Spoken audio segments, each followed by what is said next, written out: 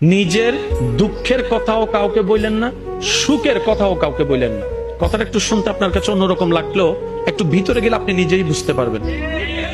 আপনি নিজের মনের দুঃখ কষ্ট সহ্য করতে না পেরে হালকা করার জন্য যাকে বলছেন, মনে রাখবেন আপনি তার কাছে কিন্তু কোনো না কোনো ভাবে একটু ছোট হয়ে যাচ্ছেন।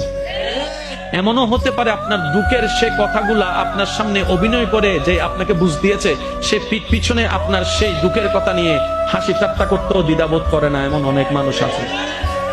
আপনি যাকে দুঃখের কথা বলে মনকে হালকা করার চেষ্টা করছেন, আপনার দুঃখের কথার সে দুঃখটা সে বুঝবে না, কারণ তার সাথে তো সেটা ঘটেনি। সেজন্য আপনাকে 3 মাস 4 মাস 3 বছর পরও হয়তো আঙ্গুল তুলে দেখাই দিতে পারে, সেই কথাটার কথা দিয়ে খোঁটা দিতে পারে। কথা বলেন ঠিক না? দুঃখের কথাও মানুষকে বলে শান্তি নেই। এবার আপনি বলবেন ভাইয়া সুখের কথা কেন বলবো না?